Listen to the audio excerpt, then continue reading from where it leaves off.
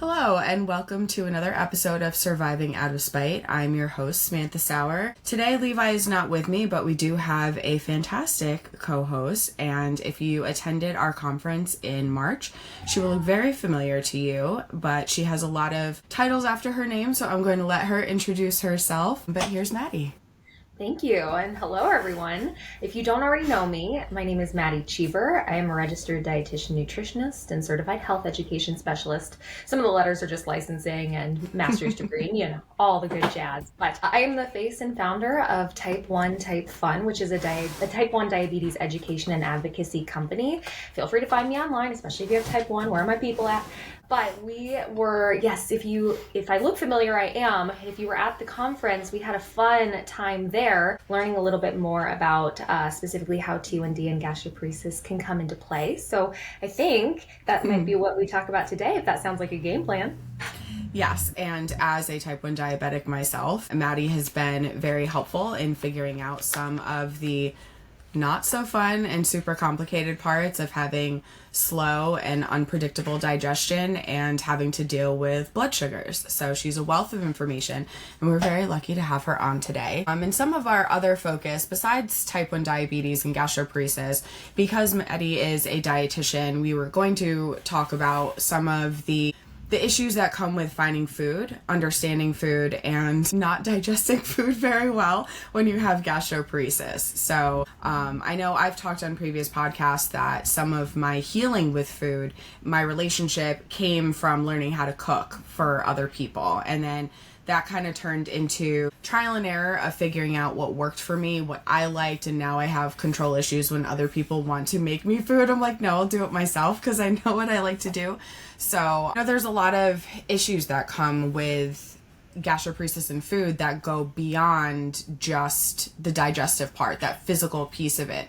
There's emotional tolls, there's trying to understand those things, so hopefully we'll be able to touch on those as well. But I know that you do have some experience with type 1 diabetes, obviously, being a type 1 yourself too, and gastroparesis. So if coming to you as a person with both, what would be your first step that you would suggest as a starting point for somebody to say, I need to find what works for me, whether that's for gastroparesis and or diabetes? Like, what would your jumping off point be?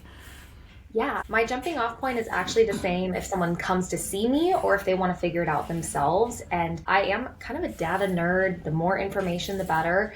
And that's where I would start. If something isn't working, then we have to figure out what that something is. We have to identify it. So that would be step one, I would say, generally speaking, is grab as much information as you can. Write down foods. Take care of information related to if you can write anything down for your digestion or its blood sugar or anything else, whatever is going on. If it's something that you like or don't like, or it's something neutral in between, that's okay. But keep track of it for a little bit. We need a little bit of information. If anyone has ever gone to see a dietitian, they might ask you, what have you eaten in the last few days? Or they might say, for the next few days, can you keep track of what you're eating? It's that, but expanded into all the factors that might be impacting you. So whatever it is, step one is to grab the data. Now, with the data, if you're somebody who's never tracked before, like I remember before I knew what macros were, like before I gave a crap about calories, like all that kind of stuff, I miss those days. I really, really do.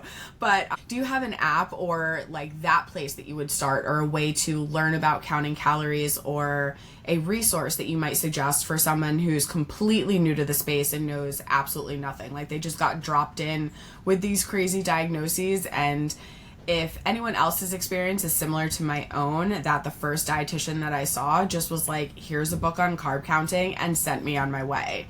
And I wasn't even a diabetic at the time. So, a lot of people have had that experience where you get a little bit gaslit, or you just don't really get that information. So where would you recommend that they start?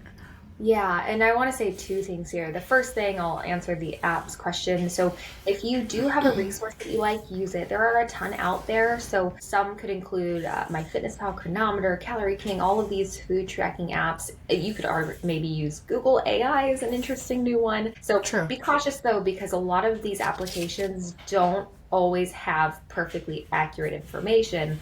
It depends on how their database is created. So MyFitnessPal, for example, is user generated. So if someone only cares to count calories, they can put in that a cup of rice is X many calories, 0 carbs, 0 fat, 0 protein. And you and I know that is not 0 carbs. So that is something I would recommend a little bit of caution with, and there is a chance for inaccuracy with anything. Maybe too, what I will say is outside of the apps, if you are going somewhere or eating somewhere, if they have a nutritional database, they have an understanding of their food, hopefully theoretically, and that might be even better than what an app might suggest. So if you're going to if you put in on a random app orange chicken, but if you go somewhere specific that happens to have orange chicken and happens to have that on their nutrition information, I would trust their nutrition information over a theoretical random orange chicken. So there's a lot of options. So it feels overwhelming sometimes, but what I say is have the options available and do what feels best in that moment. And then you might find that you fall into a routine. Like at work, I use a lot of MyFitnessPal, and in my personal life, I use a lot of Chronometer. So it just depends on what you actually like and what works for you. And then the other thing too that I wanted to talk about, you said that if I'm hearing you right, you said that provider just was like, here's a carb counting book and just boom, bye. I probably still have it somewhere, honestly, because I was like, I might need this at some point, but like that's literally all I got. It was for a diabetic, and again, I was not a diabetic at the time. It just was like, avoid food. Here you go. Like, super helpful. Yeah.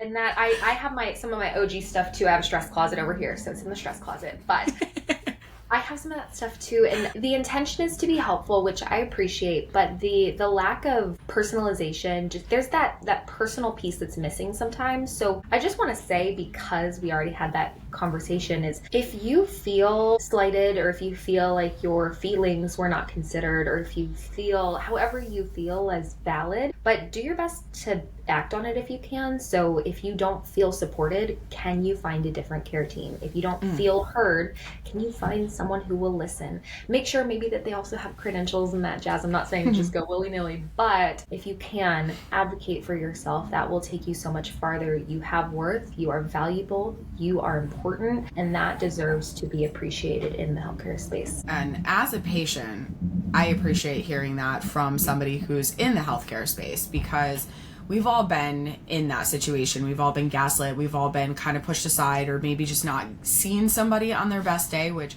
I also understand. Like, we're all human, we do things a little not our best.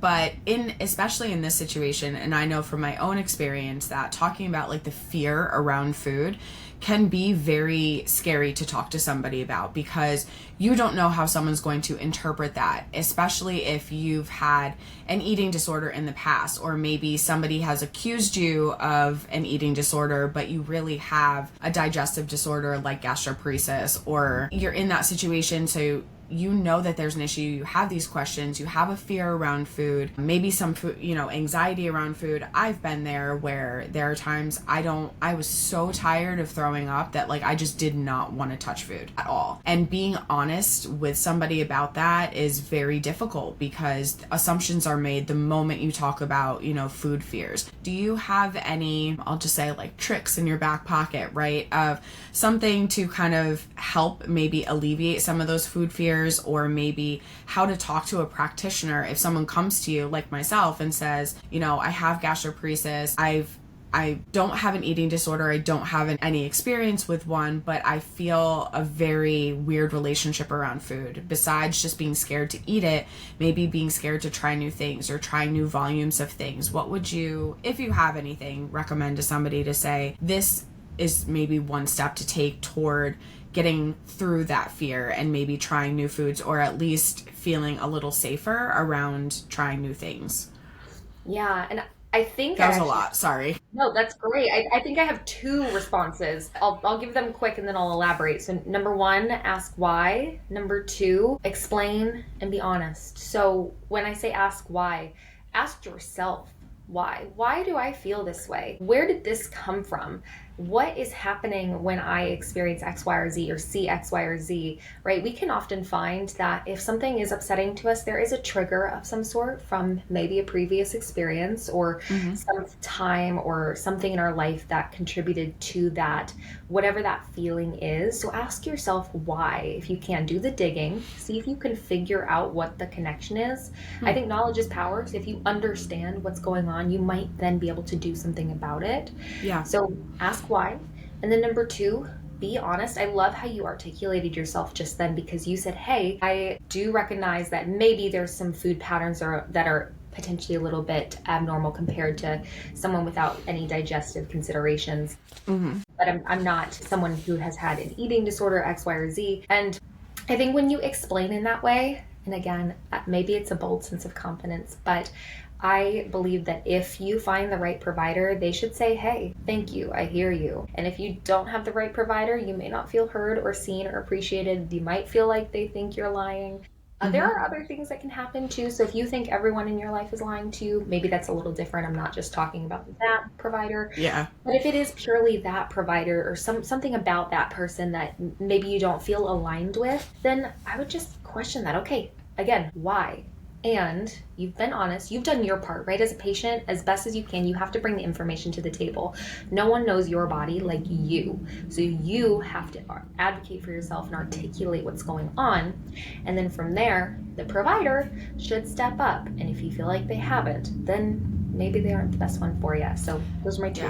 Yeah. I think I've seen multiple diabetic educators, GI doctors, dietitians in the past. The first dietitian that I saw actually was in an endocrine office, which obviously you can deduce that they've worked with diabetics more than they've probably worked with somebody who is in my situation at the time. And it does make you fearful of something. And like, I've had people recommend like, oh, try this food. And I'm like, I don't wanna. Like, and it's not because like I don't trust your judgment or that I don't trust that this might be the thing that fixes everything, right? Or this is my new safe food, but there's that fear around it. So I think there's the other piece of it as a patient, especially digestive patients, where if you're not willing, like just willing to try something, you're labeled as non-compliant. So, all of those things lead back to a patient actually, and not by their own doing really, or by the fault of the patient, like holding back, which holds back the chance that somebody might be able to help you for all the fears that come with that. Being labeled as something that you're not, being judged for something that you're not, and ultimately not getting the help that you need. I mean, I'm glad I know how to count carbs now, don't get me wrong, like I'm really grateful for that, but at the time, like carbs were all I could eat, so it really didn't matter how I counted them. I just needed to find one that worked for me. So going through all of that, having people tell you, try this. I had somebody one time give me a very high fat like protein shake to try. And at that time, I was still like new-ish. It had only been a couple years. I was not super sick at the time, but it just was kind of headed in that direction. So it's like, let's go to a dietitian. Let's talk to somebody. And even I knew at that point, I'm like, I should not be drinking that. That is going to hurt. That is not going to work for me. And that was the only real like recommendation that I had gotten all those years ago. So when you keep having those situations over and over, it makes you very like, maybe not scared, but very hesitant to want to be honest and say, I can't try that because I've tried it before. We'll try it again now. It's like, okay, I see your point that things change, but can we talk about like where that fear is? Because if you're in that fight or flight mode when you're trying something, you're not going to get your best outcome either. And I feel like that's another piece of things that's missed. Like if your body is already like, oh shit, I don't know what's going to happen right now, I'm very scared, your digestive system is going to be 10 times worse than it normally is, which is usually pretty bad. So I think a lot of that just kind of gets overlooked when you're talking about food and trying to find the right dietitian, the right person. Just because they say they have experience with something doesn't mean that they're actually good at treating it, or helping you with it, and that makes things a little difficult. It does. And I think there's so many pieces that you touched on so well. Maybe one or two things to identify there is, as a provider myself, something I really appreciate is I appreciate the information, the science, the logic, but I also appreciate the kindness, the compassion, the emotion. And I think that's a huge piece. If you are someone who needs a little TLC, like you want it to feel like a hug. Yeah, me too. Are you kidding me? If someone's just like, you need to do this better, I'm probably not going to see them again, honestly. I know who I am and I know what I do not like. And I'm sure they're a wonderful provider, but they are not for me, right? Yeah. It's kind of like dating. You got to find the person, right? dating, finding friends, you have to find that person that you really do jive with, and that's Yeah. okay. And so something I like to do when I have someone new, right, a new client, and I'm like, okay, I am excited to be here. First of all, I want you to live your life and we'll figure out the strategies. I'm not going to put you in a box and then tell you to try to be X, Y, or Z. Like, that doesn't work. So we're going to be realistic about this. And so I just had a conversation the other day. I think a lot of people think dietitians are, here's a nutrition plan. Bye.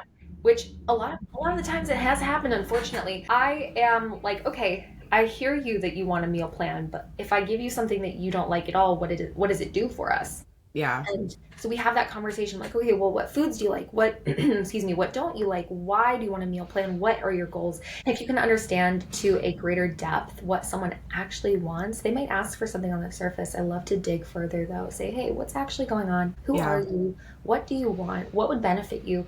I find that a lot of the times they don't actually want a meal plan. They say, hey, I want a meal plan. They don't want a meal plan. They need guidance on this, information on that, structure here, validation there. And so it's so emotional. So we talk about food, absolutely, but a lot of it is emotional experience, history.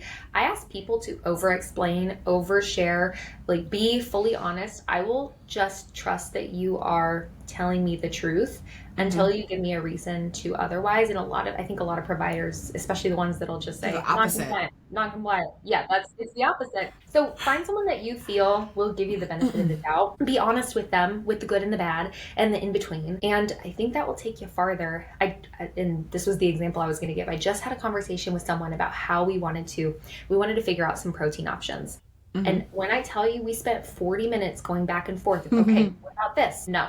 Okay, what about that? No. Okay, why? Well, because this. Okay, what about that? Maybe, but I don't love this part. Okay, well, what about this? No. Okay, well, how about that? And we did that for like 40 minutes. We finally found 2 or 3 solutions that they were trying and that have worked since we had that conversation. This was in the past month.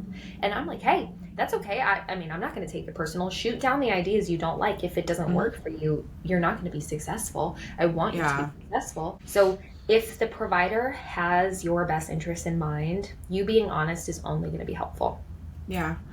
Yeah. And it's hard because, like you said, you have to date around a little bit and be like, maybe give a little bit of information, see how they react to it. Like, I've had so many different GI doctors, some because they've left the practice and you kind of get bumped around a little bit. But in other situations, it's kind of like, they didn't really do anything for me, so I'm gonna go. Like, this, I didn't get anything out of this. But that's we could talk about that forever. But since you mentioned protein, I actually wanted to touch on that, and I was peeking at my notes. So from my own experience and probably everyone else's, and we all know that protein is super important. Like, everybody needs protein, and being people in a disease state where you have a lot of focus on liquid nutrition when you can't digest something, protein shakes are, a great option. Well, they're not all created equal. And no hate on Ensure, but I never want to drink another one for the rest of my life, because I think I drank one multiple times a day, every day for years, that now I can't even look at one anymore because I drank them so much. But I know that they're a really great option for some people, and they tend to be the hospital option too, of something that you might get if you're inpatient and things like that. I have 2 questions. Do you have a favorite protein? And when looking for protein, either pre-made shakes or powdered shakes, I don't necessarily want to say what do you recommend, because again, it's very nuanced. People have allergies, people have preferences. Like me, if it doesn't taste good, I'm not choking it down. I've been in that situation. I'm not forcing myself to drink something if it's disgusting. I think it's, trauma from drinking barium for testing, but I'm not gonna drink something that tastes like a barium shake. So, and that might mean drinking something that's not 100% the best, nutritionally, in the sense that there's more than less ingredients, or maybe some, chemical or things. It's not perfect, but it tastes good. I tolerated it, therefore it's good for me. But that's not always the case, for somebody else.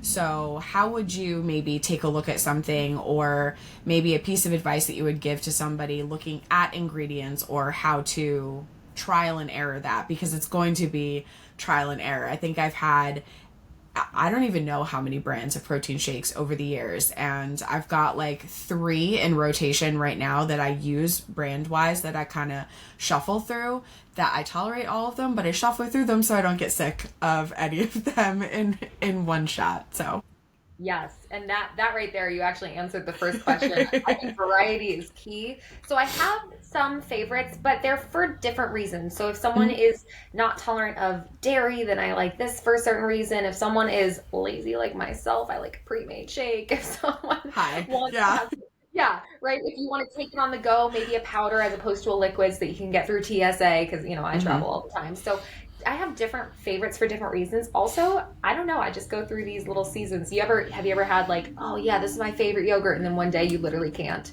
I get the yogurt ick all the time. I want to love yogurt. I will eat it like twice, and then I'm like, no.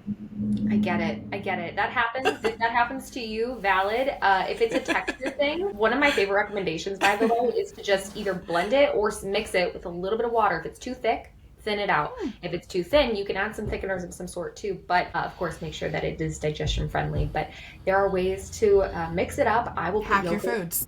Yeah, I'll put it into smoothies, anything, whatever you got to do. Your journey is your own. I will freeze yogurt if I can't tolerate the texture, and then I have little, crunchy. Why have I never done that?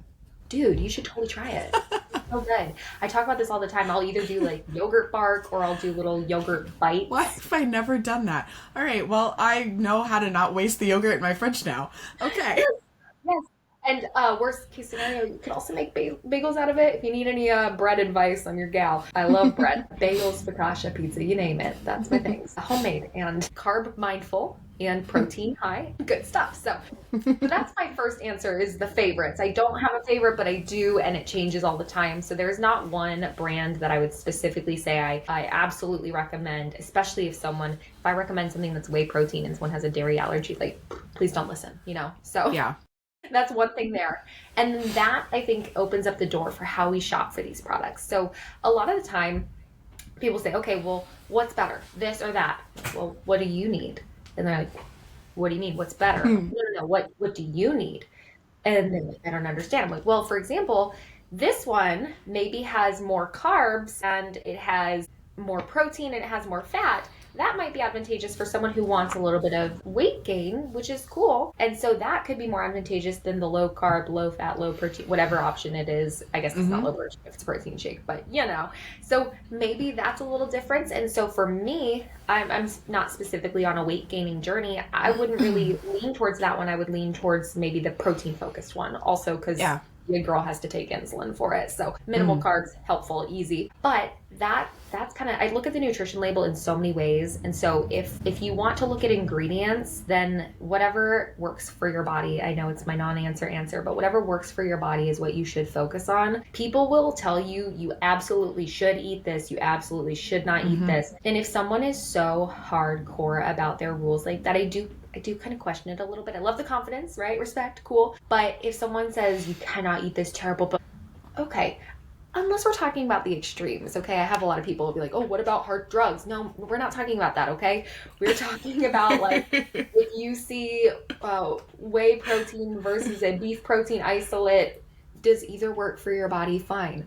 Yeah. But there's factors outside of food too. Taste is a huge one for me. I absolutely refuse to have something I don't like. I will not. So find something you like, and if you don't like it, try something else. Maybe purchase it somewhere with a good return policy, just in case. If you're trying something new, that's one of my pro tips. But other than that, it could be price. If the price per shake is less expensive here, sure, maybe the nutrition is, I don't know, it has one thing that you aren't as much of a fan on, but the price is so much better. If the finance is an important aspect to you, go with that option.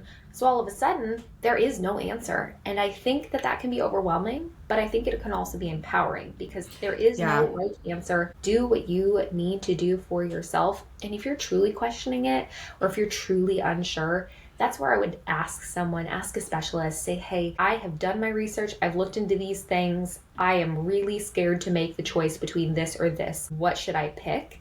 And when people come to me with that, I love, especially if they've done the research. If you haven't done the research, I recommend doing that first. But do the research and say, I really don't know what to pick. Which one? What do I do? I'm like, okay, well, what are your priorities? What matters to you? Rank those things. I'll use a prioritization matrix all the time. I love those. And I'll say, okay, let's put these things in order. Let's figure out what matters. And then boom, we pick an option. And it works. So my non-answer is I don't have an answer, but that's my answer. But I think that, like you said, that's very empowering, because especially in the age of the internet and social media, and no hate on people who are trying to get into, you know, a journey or into like an influencer type lifestyle, like you might mean well, but you might not be giving the best information. And I think because the gastroparesis and digestive disease community has been like not really cared about for so long, and there's really not a lot out there. I mean, there is, but there isn't, right? It's the same thing where it's like you've got person A over here saying like never drink whey protein, like that's terrible for you, it's going to slow down your digestion. It could be full of truth or it could be full of crap.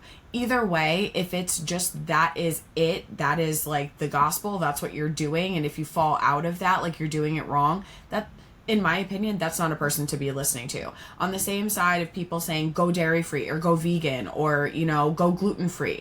I'm gluten-free. I don't have celiac disease, but I'm gluten-free. I will make the choice sometimes to have something with gluten in it. Full no, like with everything, knowing that this may or may not hurt my stomach later. It usually does. But like when you make those decisions, like that helped me. And I made that decision to go gluten-free and it helped my stomach. It's the better choice for me. But like if someone's telling you that you have to do that in order to feel better, or you have to drink this protein, or you have to make this choice, or, you know, some people, like I love apples. For instance, talk about nuance with gastroparesis and, you know, how we're all on a spectrum. Like I love apples. They're actually probably my favorite fruit. I can't eat just any apple. And I cannot eat the apple skins. I can eat a raw apple if it's like a Honeycrisp or like a like yellow delicious or green whatever the heck that. If I peel them and I eat them slowly and I don't overeat them, I can eat that raw. Or more often than not, I cook it and I can eat it. Peel the skin off. Some people can eat the skins.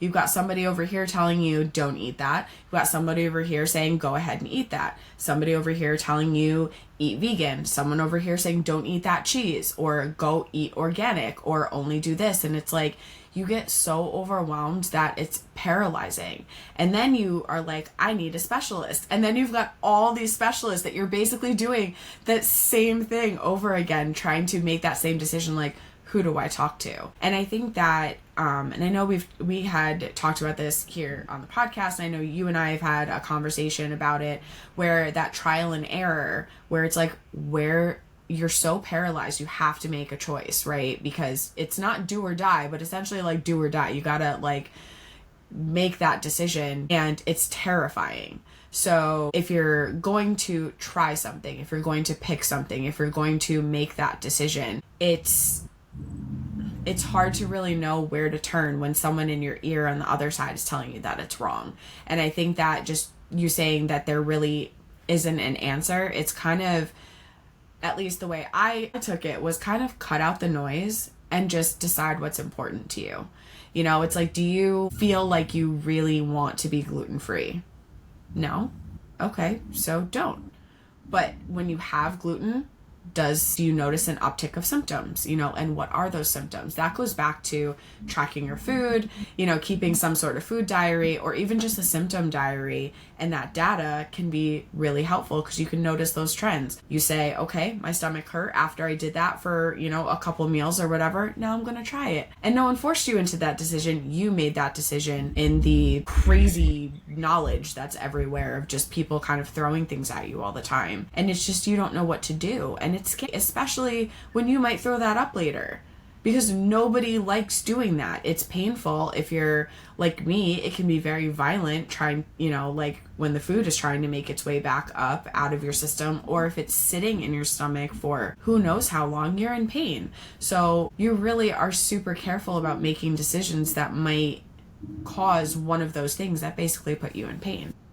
Absolutely. You're speaking my language here, because I'm kind of a FODMAP issues girly. So if anyone's familiar with that, you will often be given a list of yes and no foods, right? So you can eat this, and you can't eat this. Those are basic guidelines based on the FODMAP thing itself. It's a whole science, and I won't take the time. But what you have to know from that, and I think this answers the protein supplement question too, is okay, in that list, you're given yeses and nos. Here's the thing though, like apples are a trigger for a lot of people with FODMAP issues.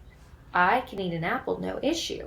But if you hit me with too much tomato, I'm screwed, right? So all of a sudden, right? So there's these weird things, and some people are not impacted by tomato, but some people are still impacted by apples. So all of a sudden, okay, it really is an apples oranges conversation, or whatever that's saying. Yeah, that's the saying. And so finding what works best for you is absolutely the key. If something doesn't feel right in your body, even if people are telling you otherwise, again, we're excluding the extremes here. Yeah. But maybe my basics, the typical thing I say is, if you can, find good protein, lean protein, healthy fats, complex carbs, whatever you tolerate, whole grains, nuts and seeds, beans, legumes, anything like that, like real whole foods, again, to your tolerance. I know that some of those foods can be quite triggering for our digestive system. So, right, I may say, hey, nuts and seeds are a really wonderful source of this, this, and this. But if you cannot tolerate nuts and seeds at all, I don't want you eating them. Even if they do have those benefits, we can find that some way else. It's not a one size fits all. And if someone makes you feel that there is a one size fits all answer, again, that's where I question. I'm pretty moderate when it comes to food. And some people do like that and some people don't, because they're like, just tell me how to eat. I'm like, I can't. Like, what do you mean? I'm like, well, what if you don't like something? And they're like, I like everything. I'm like, okay, well, here's a meal plan. And then the smoothie, they're like, oh, that has pineapple. I don't like pineapple. I just said, but anyway, it's one of those things. So listen to yourself, validate yourself. And if you can, I just had this conversation with one of my close friends last night too. It can be really hard to trust yourself. It can be really hard to back yourself up. Again, I have this bold sense of confidence. I try to teach it to everyone. If you believe you need something, or if something is not working for you, I believe you. Do something about it, change it, fix it, whatever it is, do something about it. And if, unfortunately, a lot of the times people don't, because their doctor, who has this level of authority because they are a doctor, told them that they should X, Y, or Z instead.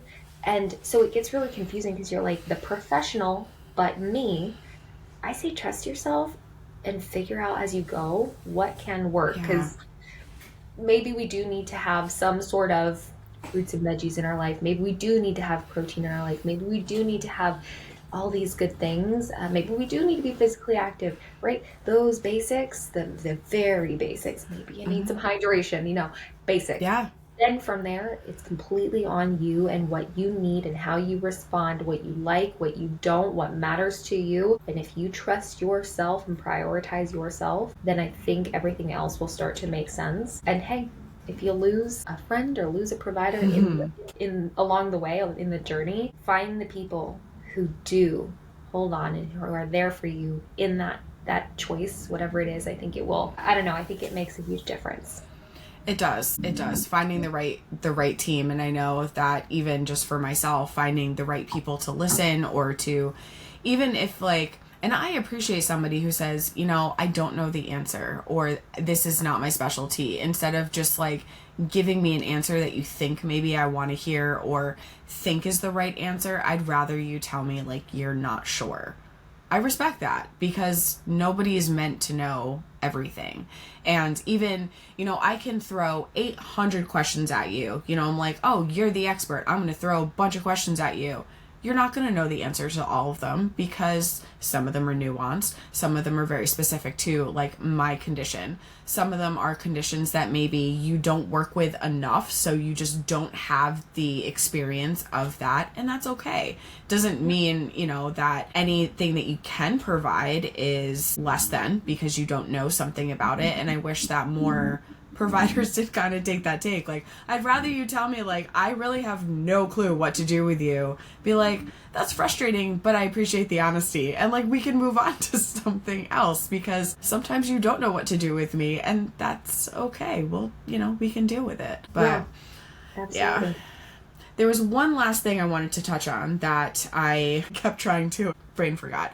But with this condition, right, what would you say, or what can you talk about of like what's good enough when you are flaring? So like you have your baseline of whatever it is that you can eat. When you start falling below your baseline and you know that you're not getting in the macros that you want to, you know, you're probably getting in less calories, probably getting in less protein and less nutrients and things like that, you know, what would you say would be good enough? I hate to go down the supplement route and it's not too much down it, but is there in that time frame something that, not like an immune booster, but something you could maybe add in that you would recommend somebody look into, you know, or consider to try to help maintain their nutrition as much as possible in that time frame? Like you're healing from something, less calories, like, you know, I mentioned a shake earlier that had like 25 plus grams of fat in it. Like, I know no one's going to recommend that, but it's high calorie. Would you, and I know this is nuanced, so I don't expect an answer, but the idea of like multiple smaller shakes throughout the day or a couple larger shakes to sip on throughout the day, like is there a way that you would suggest figuring out how somebody can maintain their best when they know that they're not at their baseline? That was a very long tangent question. Hopefully you followed that. Yes, no, I love it. And also, just so we're clear, you were answering the question as you were asking it, which is phenomenal. I love that you have all of this knowledge. It's like, yes, good, amazing. And so, yeah, there are several things that I would recommend. First of all, again, that honesty and communication with your providers. If you are really surviving, for lack of better terms, if you are surviving, not necessarily thriving, surviving. Out of spite, got it? Yeah, out of spite, yes, I love it. So then what I would say is, hey, okay, what can we do to keep that baseline of any sort? So do I have any specific supplement recommendations? Not necessarily, because I need more medical history, because everything contradicts everything and everything has an interaction with everything. So True. I would want to make sure to double check with everyone, but ask your providers who are already on your team, hey, maybe I need a little extra, like let's just use a basic example.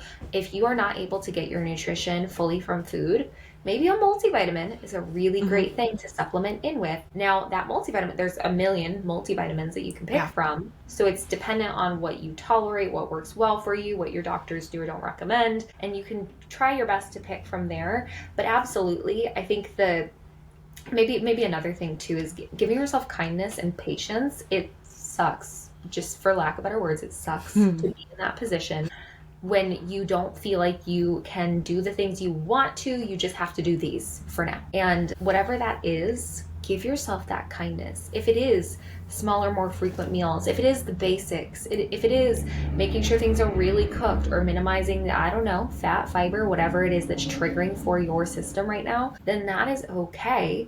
So see what you need to do to calm the flare, and then see if you can build back up. It's all about that trial and error. If you have that confidence and comfort to do the trial and error, it is so helpful.